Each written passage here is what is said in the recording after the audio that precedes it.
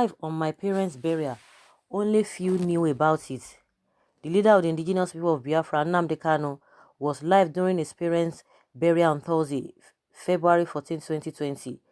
This statement was made by KANU himself via one of his social media handles this morning around 4:23 a.m. African time.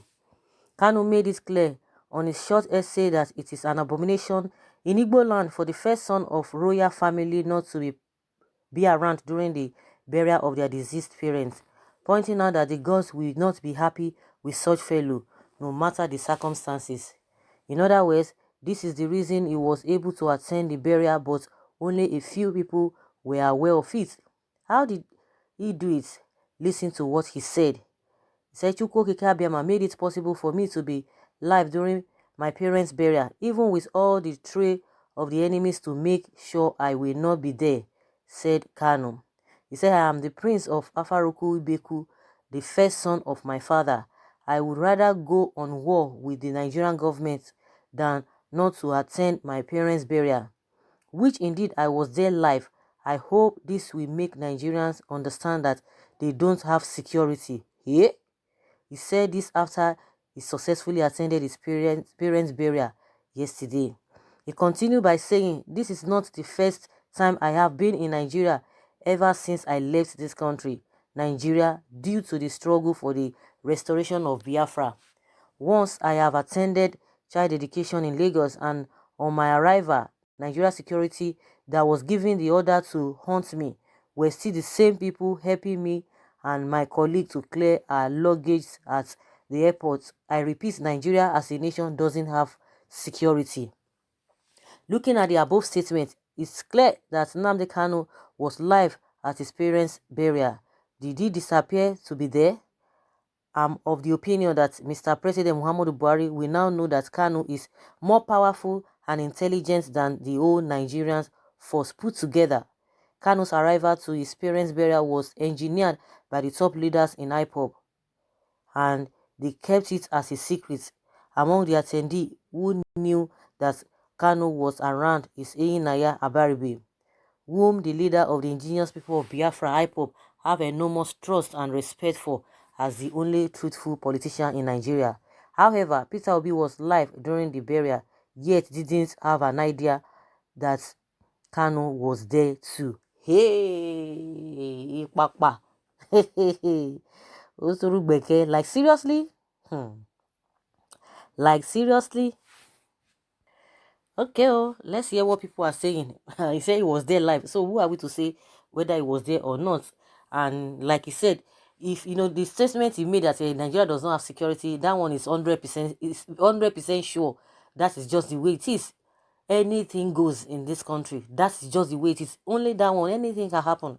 You could see what he said. You could hear what he said. That, even the security people that were really sent to hunt him down, they were the ones that even help him to clear his luggage.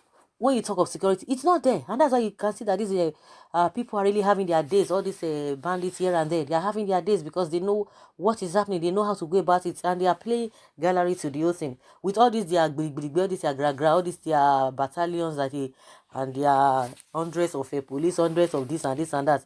Even Okon, if what we are hearing is anything to go by, even the NNAMDI that was like, oh, this and that, let him come first. He does not deal with cowards and what have you. You heard it all from what he said. Someone says, it is very possible Nigerian police can still be struggling with 100 million while he passes. Even if he was there live, he should have still kept it secret while exposing Abaribe. It's not necessary if you ask me. There's no sense in the revelation. At the least for now, it's too early. Yes, it was there live. We know about it. Or Madike One of Africa. We love you. Planted liar. Show yourself if you are a man. Like seriously?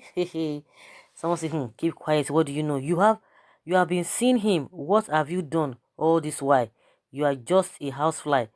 And that's what they are replying to this person who is saying that he should show himself.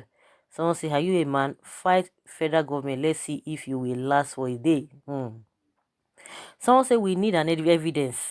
Kanu was there live. Does Nigeria have security? If that is one thing, you need to ask that question. Do they really have security? If you have security in this country and we'll be experiencing all of these things, we'll have security in this country. Even if they say they have security, I don't even want to go into whether he was there or he was not there. He's the only one that knows whether he was there. But the only thing I really want to pick out from the whole thing is that we don't have security. And that is just the truth. And the whole world knows. The whole world knows that we don't have security, that the place is just a free fall because people who are supposed to do the right thing, they don't do the right thing. You can imagine Babangida giving Buhari advice. And like I said, oh, is this the advice that Babangida said, if Buhari takes that advice, that this issue of Boko Haram will be a thing of the past? I say, so does it mean he does not know? All the service chiefs, they don't know. The chief of army staff does not know all these tactics, because in my opinion, it is very a cheap advice that he just gave to him, that I expected the president ought to have known. But what is now making them pussyfooty not to take the drastic action? You want to tell me they don't know? If they really know the reason why things are still going on the way they are going, because they know what is happening and they don't want to say it, I don't just understand. Because let's even leave Buhari. Before now, what has been happening before now, that we can really pinpoint that, okay, we can be proud of this country, we can be proud of this nation? How many of them have really ruled this country, have led this country, have governed this country, and yet see where we are? Buhari just came and just, puts everything in disarray.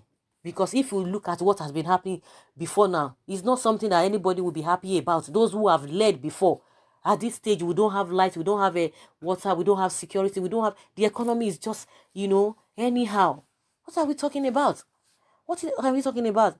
Unfortunately, Buhari just came to deceive Nigerians again with this change mantra. You could see all of them who were supporting him. Everybody started, coming out and say, oh, they never knew that this thing, they were hoping. But see where we are today. See where we are today. Not that those who were there before, not that they did well. They didn't do well. They are all the same. And Buhari just deceived Nigerians that he's going to change the narratives, he's going to do better things. It's really, really painful. What can we even boast of? The only thing we can boast of is our politicians, corruption. That is the only thing they can do successfully. They'll be telling people, who have not been in government, who have not had one position or the other before, to go and start from the grassroots. They want to go and learn. Learn what? Learn what? What is on ground that people really want to learn? What is on ground? Is it not this shenanigans, all these abnormalities, all this, turning things upside down? At the end of the day, they will be shouting, oh, America did this, America did that. Oh, they are doing this to us, they are doing this to us. Because they know that we are not serious. We are not a serious people. And that's just the way it is. When you talk about security, do we really have it?